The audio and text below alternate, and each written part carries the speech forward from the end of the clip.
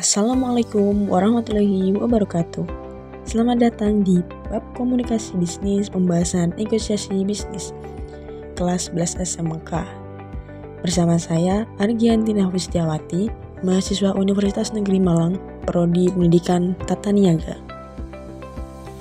Kalian tahu nggak sih apa itu negosiasi? Negosiasi merupakan kegiatan atau aktivitas yang digunakan untuk mencapai kesepakatan bersama antara kedua belah pihak. Sementara itu, untuk mendapatkan suatu kesepakatan kedua belah pihak, ada beberapa hal yang perlu diperhatikan, antara lain persiapan yang cermat, presentasi dan evaluasi yang jelas mengenai posisi kedua belah pihak, keterampilan, pengalaman, motivasi, pikiran yang terbuka, pendekatan yang logis atau masuk akal untuk menciptakan dan mempertahankan hubungan yang baik dan saling menguntungkan serta saling menghormati. Dan yang terakhir, kemampuan untuk membuat konsesi demi mencapai kesepakatan melalui kompromi bila terjadi hambatan. Yang selanjutnya kita akan membahas proses bernegosiasi. Proses bernegosiasi ada 3 tahap. Yang pertama tahap perencanaan, yang kedua ada tahap implementasi, dan yang ketiga ada tahap evaluasi. Kita bahas yang tahap pertama, tahap perencanaan. Tahap perencanaan ada 3, sasaran negosiasi, strategi negosiasi, dan proses negosiasi.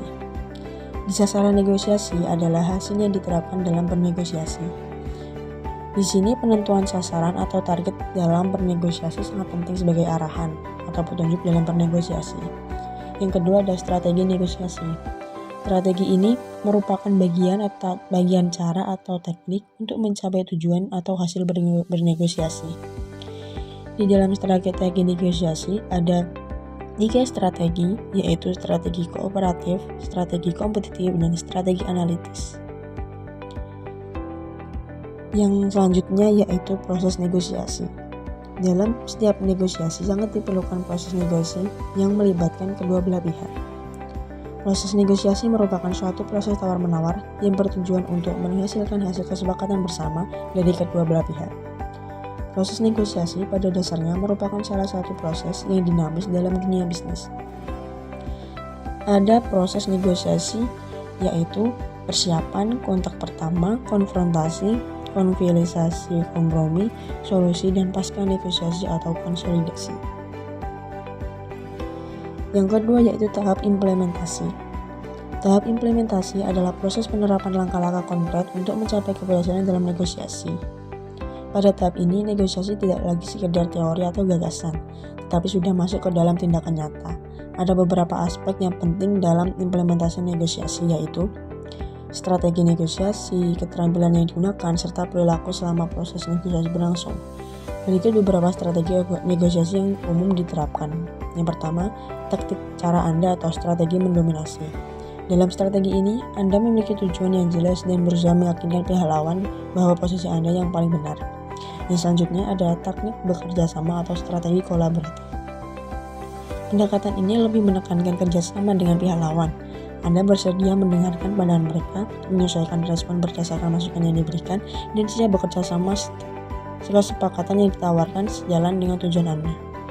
Yang ketiga yaitu taktik dalam bertindak apa-apa atau strategi pasif atau menunggu. Strategi ini dilakukan dengan tidak langsung mengambil tindakan apapun. Anda tetap teguh pada pendirian, tidak terburu-buru membuat keputusan, dan menggunakan waktu untuk mempertimbangkan langkah selanjutnya. Yang keempat yaitu taktik melangkah ke tujuan lain atau strategi mengalihkan fokus.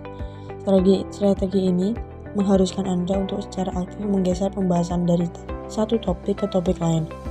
Tujuannya adalah untuk menghindari diskusi mengenai suatu isu tertentu yang mungkin tidak menguntungkan jika dibahas.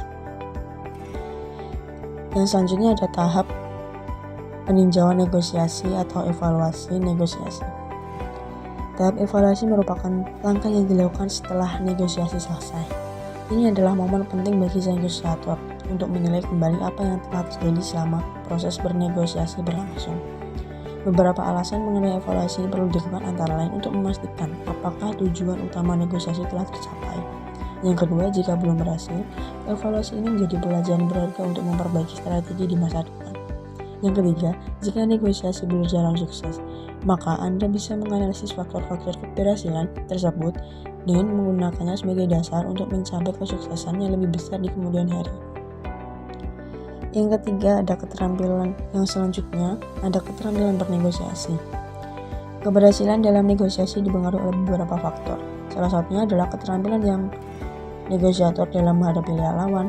Menurut Hartman, ada beberapa keterampilan penting yang perlu diperhatikan dalam bernegosiasi, yaitu persiapan memulai negosiasi yang baik, strategi dan teknik negosiasi, mencapai kompromi, persiapan yang matang, menghindari kesalahan dalam negosiasi, persiapan yang matang, latihan yang konsisten, memahami penyampaian posisi Anda, membuat usulan atau proposal, proses penawaran, dan mencapai kesepakatan. Yang selanjutnya kita akan membahas tipe-tipe negosiator. Di dalam negosiasi ada beberapa tipe-tipe negosiator. Yang pertama, negosiator curang. Negosiator tipe ini berusaha keras untuk menang dengan segala cara, bahkan tidak segan-segan menggunakan taktik licik atau manipulatif. Tujuan utamanya adalah mengalahkan lawan dan mendapatkan keuntungan sebanyak mungkin. Yang kedua adalah negosiator profesional. Negosiator profesional memiliki pengalaman yang mendalam tentang proses negosiasi. Ia tahu apa yang sedang dibahas, memiliki strategi yang matang, dan memahami cara mendapatkan yang diinginkannya. Yang ketiga adalah negosiator bodoh. Tipe ini cenderung merugikan kedua belah pihak karena tidak peduli dengan hasil negosiasi, asalkan tidak ada yang keluar sebagai pemenang. Yang selanjutnya, negosiator naif. Negosiator naif biasanya datang tanpa persiapan yang cukup. Ini memahami inti dari negosiasi dan cenderung mempercayai lawan negosiasinya begitu saja.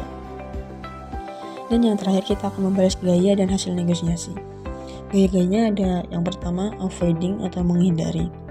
Negosiator ini menunjukkan gaya pasif yang lebih memilih untuk menghindar dan mengabaikan konflik sehingga kesepakatan kedua belah pihak tidak tercapai. Yang kedua adalah competing atau bersaing. Negosiator ini menunjukkan gaya merupakan orang yang ingin mendominasi proses negosiasi dan berorientasi pada hasil. Yang ketiga ada accommodating atau mengakomodasi.